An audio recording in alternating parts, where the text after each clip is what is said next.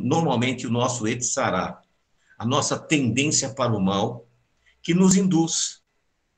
Por exemplo, quando você descobre que você não pode comer carnes impuras, o Etzará vem e fala na tua cabeça: isso é besteira. Hoje, não, hoje os animais são tratados muito bem, com muita higiene, isso é bobagem, isso não é para nós.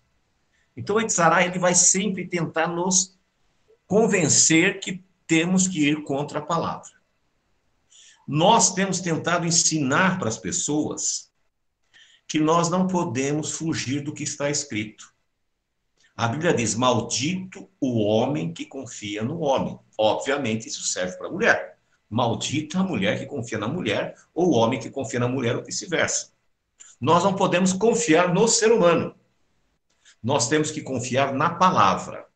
É o está escrito. Yeshua, ele foi categórico quando ele sempre disse: está escrito. A palavra escrita, ela foi inspirada por Deus. Pedro fala que toda a escritura divinamente inspirada. Ou seja, quando Moisés escreveu a história de Gênesis, não foi que ele ouviu falar, o Espírito Santo do Eterno o inspirou. E esse texto foi inspirado pelo Senhor. E por isso o pecado está à porta, à sua espera. Ele quer dominá-lo, mas você precisa vencê-lo. O que significa isso? Todos nós podemos vencer o pecado. Todos nós podemos vencer as transgressões. E o porquê que nós, hoje, muitas vezes fracassamos? Porque nós ignoramos a palavra de Deus. Você não pode confiar nos homens. Nos dias apostólicos, nós tínhamos lá os bereanos. E os bereanos chegavam, eles ouviam os apóstolos pregando, ensinando. E eles iam para casa. E lá eles conferiam para ver se era verdade. Você tem que fazer a mesma coisa. Você tem que conferir para ver se é verdade. Eu tenho repetidamente falado para vocês: façam um checklist da sua vida espiritual. O que eu preciso fazer para herdar o reino dos céus? E depois você vai ticando: esse eu estou fazendo, esse eu não estou. Aquele que você não está praticando, você vai justificar para você mesmo o porquê você não está praticando. E o que você precisa fazer para praticar. A Bíblia diz que tem pessoas que seria melhor não ter conhecido, porque ele conheceu e não praticou, a situação é muito pior. Continuando aqui na nossa leitura. Nós vemos aqui que, mesmo sendo alertado, Caim, conversando com seu irmão no campo, permitiu que o mal entrasse nele. Não entrou nenhum espírito, não. Não entrou nenhuma manifestação zumbi na cabeça dele, não. A maldade, o Etzará, sobrepujou. E a sua inveja fez com que ele matasse o seu irmão. No versículo 10 do capítulo 4. Por que você fez isso? Da terra, o sangue do seu irmão está gritando e pedindo vingança. Por isso você será amaldiçoado e não poderá mais cultivar a terra, pois quando você matou o seu irmão, a terra abriu a boca para beber o sangue dele. Olha só, que interessante. Ele era agricultor. Quando ele matou Abel, o sangue de Abel caiu na terra. E agora o Senhor está dizendo: você não vai poder mais cultivar a terra. Por quê? Porque você profanou a terra. E quando você preparar a terra para plantar, ela não produzirá nada. Você vai andar pelo mundo sempre fugindo. E é justamente isso que acontece quando nós damos espaço para o Etzará, para a má conduta, a má tendência. Nós vamos estar sempre fugindo. Né? No versículo 13, Caim disse a Deus e Jeová: eu não vou poder aguentar esse castigo tão pesado. Hoje tu estás me expulsando desta terra. Terei de andar pelo mundo sempre fugindo e me escondendo da tua presença. E qualquer pessoa que me encontrar vai querer me matar. Opa! Qualquer pessoa que me encontrar vai querer me matar? Porque as pessoas pensam que esse relato aqui, Adão foi feito hoje, pecou amanhã, nasceu Caim, no dia seguinte ele matou. Não, irmãos. Nós não sabemos o período e quantos anos passou, aconteceu tudo isso. Nós não fazemos a menor ideia. A Bíblia não relata. Pode ter passado 50 anos entre a queda, a morte de Abel e a fuga de Caim. Nós não sabemos, não existe esse dado. E quando ele diz alguém poderá me matar, é obviamente, nós vamos ver mais à frente, que realmente quem vai matar é um próprio descendente dele. Continuando. Mas Jeová respondeu: isso não vai acontecer, pois se alguém matar você, serão mortas 7 pessoas da família dele como vingança. Em seguida, Jeová pôs um sinal em Caim para que, se alguém o encontrasse, não o matasse. Então Caim saiu da presença de Jeová e foi morar na região de Nod, que fica ao leste do Éden. Presta bem atenção. Não a leste do jardim do Éden, a leste do Éden. Éden é o nome da terra, do planeta. Deus chama o nosso planeta, chamava de Éden. Os homens colocaram o nome de terra, mas o nosso planeta chama Éden. E ele foi morar no leste, distante da família a qual estavam ali. Continua a leitura. No versículo 17. Caim e a sua mulher tiveram um filho e lhe deram o nome de Enoque. Mais tarde, Caim construiu uma cidade e a chamou de Enoque. O nome do seu filho, Enoque, foi pai de Irade, que foi pai de Mejuel, que foi pai de Metusael, que foi pai de Lameque. Presta bem atenção. Lameque teve 2 mulheres. Uma delas se chamava Ada e a outra Zila. Ada teve um filho chamado Jabal, que foi o antepassado dos que criam gados e vivem em barracas. Jabal tinha um irmão chamado Jubal, que foi o antepassado de todos os músicos que tocam lira e flauta. Zila, por sua vez, teve um filho chamado Tubal-Caim, que era ferreiro e fazia objetos de bronze e de ferro. Tubal-Caim tinha uma irmã chamada Naamá. Vamos parar aqui. Quando você vê os historiadores, eles dizem que esta época eram os homens da idade da pedra, trogloditas. A Bíblia não fala isso. A Bíblia fala que, você vê aqui que os filhos de Caim, seus descendentes próximos, já conheciam a arte da música, de fazer instrumentos. Faziam instrumentos de corda, faziam instrumentos de sopro. Esse outro indivíduo aqui, o Tubal-Caim, o Tubal-Caim, ele fazia, ele conhecia metalurgia, ele sabia mexer com bronze, ele sabia mexer com ferro. Hoje é simples, você vai num depósito com um pedaço de ferro. Agora, como é que faz o ferro? Tem que achar a pedra certa, derreter na temperatura certa, moldar para que você tenha uma ferramenta, seja qual for.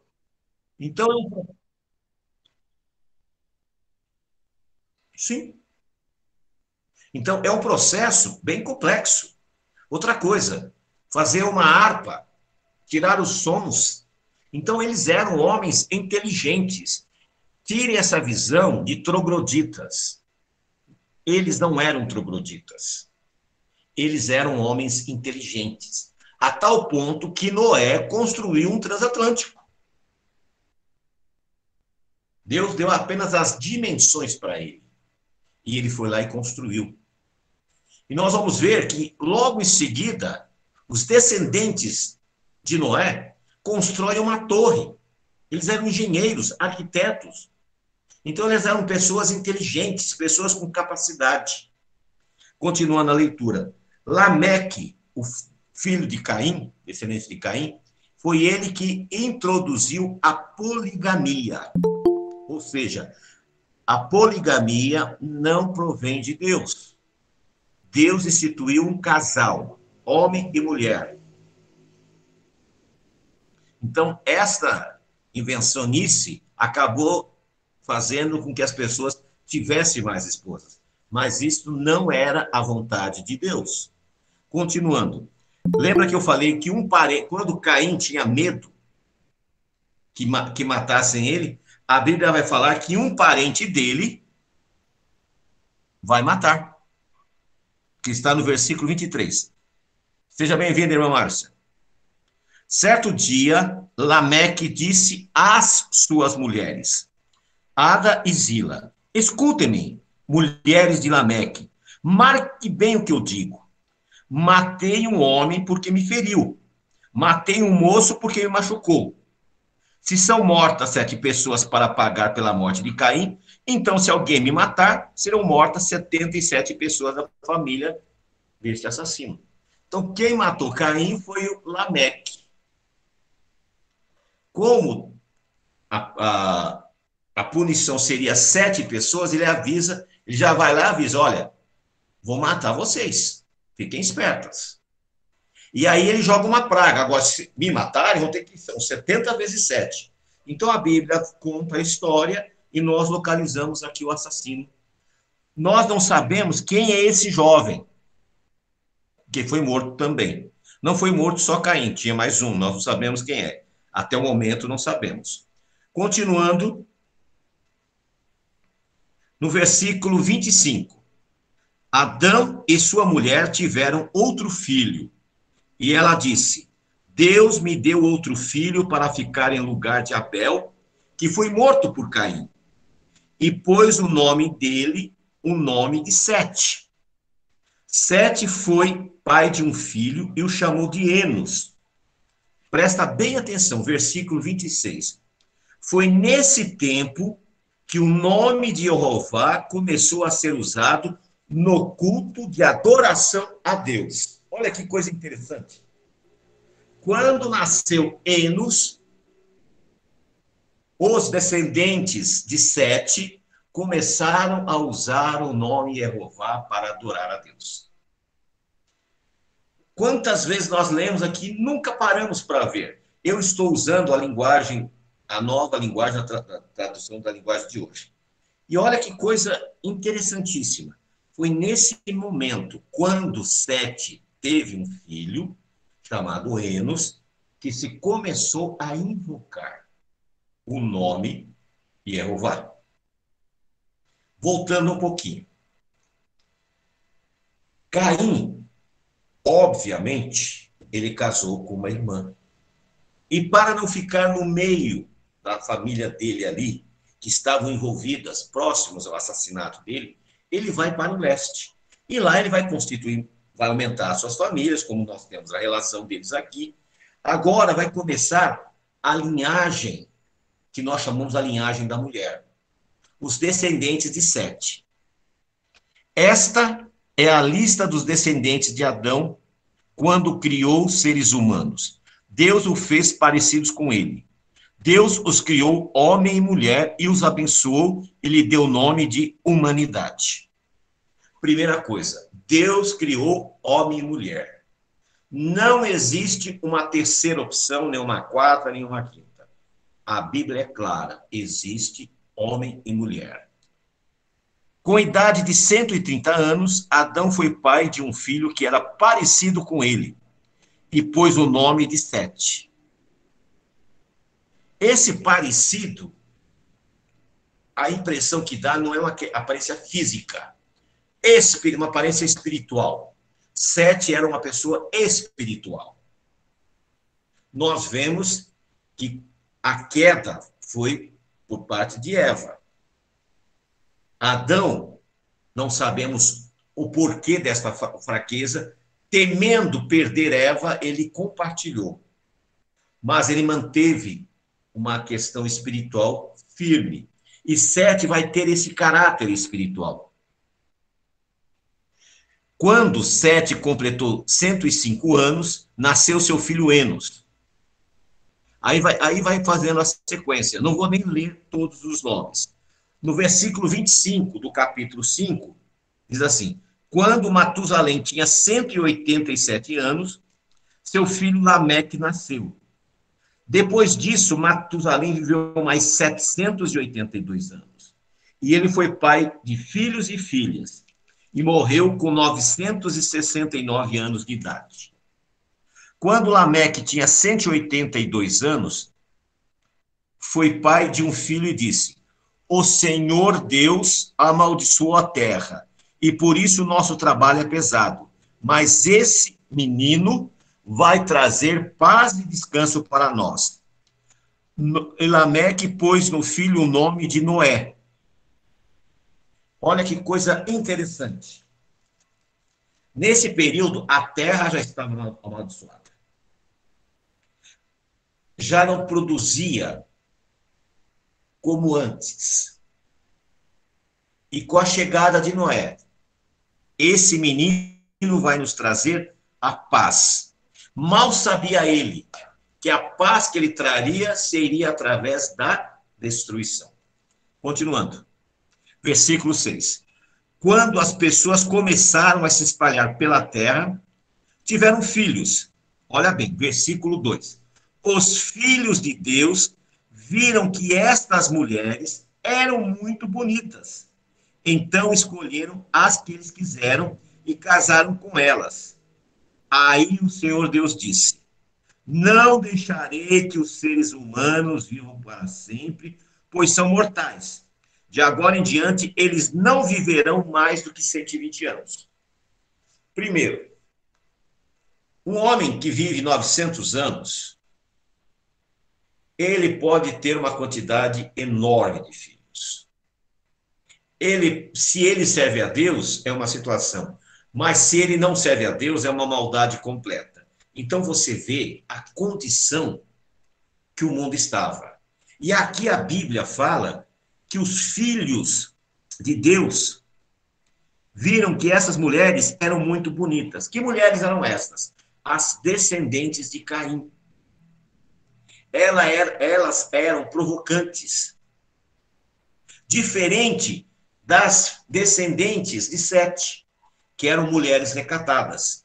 E estas eram mulheres da vida, mulheres que gostavam de coisas extravagantes, e os filhos de Deus se envolveram com elas. E quando houve esse envolvimento, começou a apostasia. Eles começaram a se afastar de Deus. Não deixarei que os seres humanos vivam para sempre. Vai viver a partir de agora 120 anos. Muitas pessoas usam esse versículo para dizer que Noé levou 120 anos para fazer a arca. Não é verdade. Porque se ele levasse 120 anos para fazer a arca, quando ele terminasse de fazer a arca, ele tinha que recomeçar tudo de novo, porque já tinha acabado, já tinha estragado. Então não é real. Agora, no versículo 4, o grande problema está na tradução. Por quê? Algumas versões dizem assim: e haviam gigantes na terra. Outros dizem assim: haviam homens de grande valor. Haviam homens poderosos. Então, quando as pessoas viram essa situação,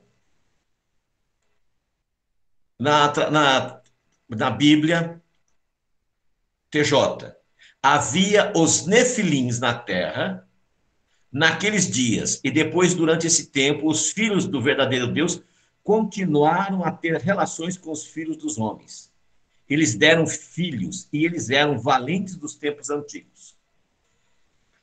Esses nefilins não têm nada a ver com homens gigantes.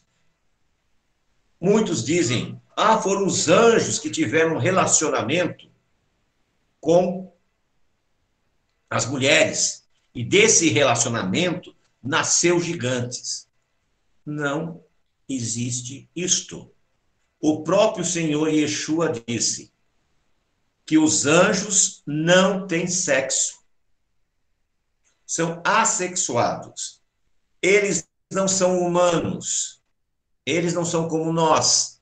Eles são seres espirituais. Eles não têm a mesma constituição nossa. Como é que eles poderiam ter tido relacionamento com as mulheres?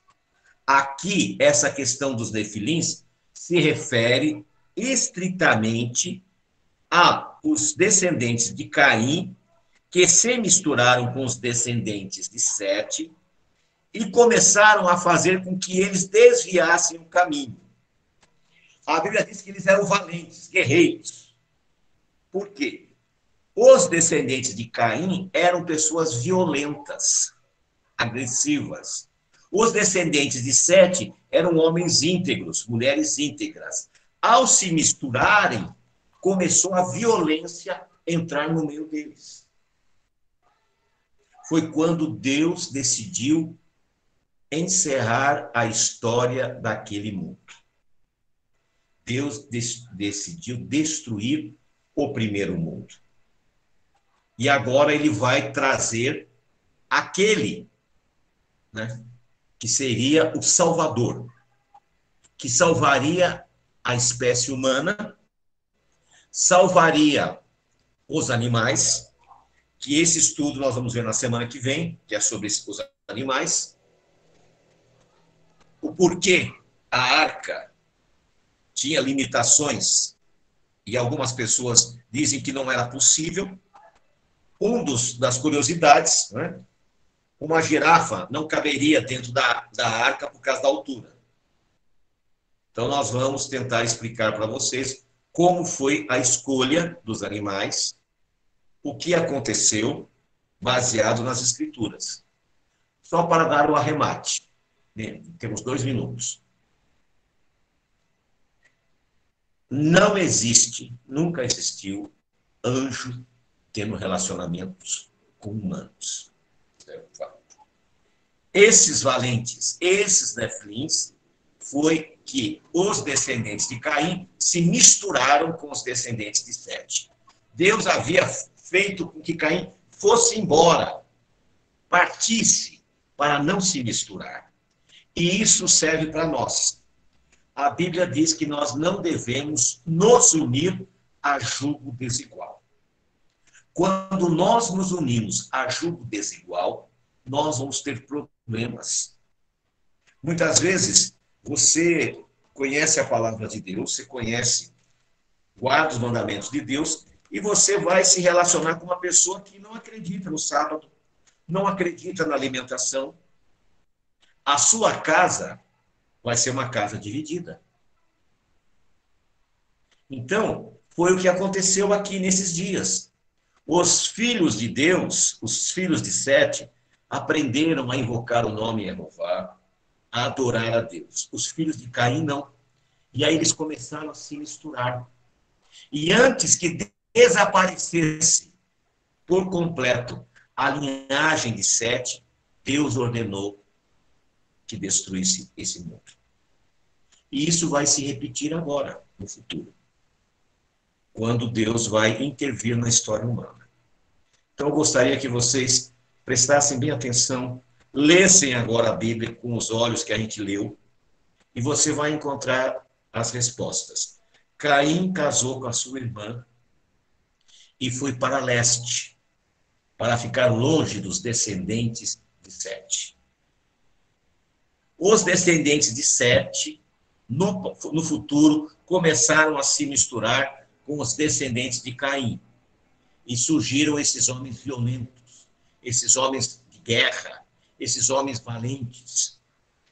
Aí os tradutores não sabiam exatamente como falar, tipo Conan, né? Lembra do Conan, o bárbaro? Aquela fortão, aquela coisa toda? O Schwarzenegger. Então, aqueles aí, na cabeça deles, eram homens gigantes, porque os descendentes de Sete eram homens espirituais, homens tranquilos, não eram violentos. Então, toda a fantasia que existe por aí, meus irmãos, é tudo coisa para Hollywood, né? Hollywood, ele estragou muito as histórias bíblicas, porque eles colocaram muitas coisas que não existiam. Então, não se apegue a essas fantasias. Agora, nós vamos dar oportunidade para quem quiser fazer alguma pergunta ou quiser fazer um comentário. Breno, por favor, lembre-se que eu falei, tá?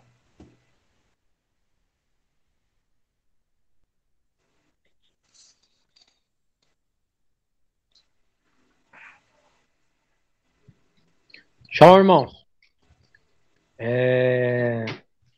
Acho que um dos pontos mais importantes aí para se registrar é que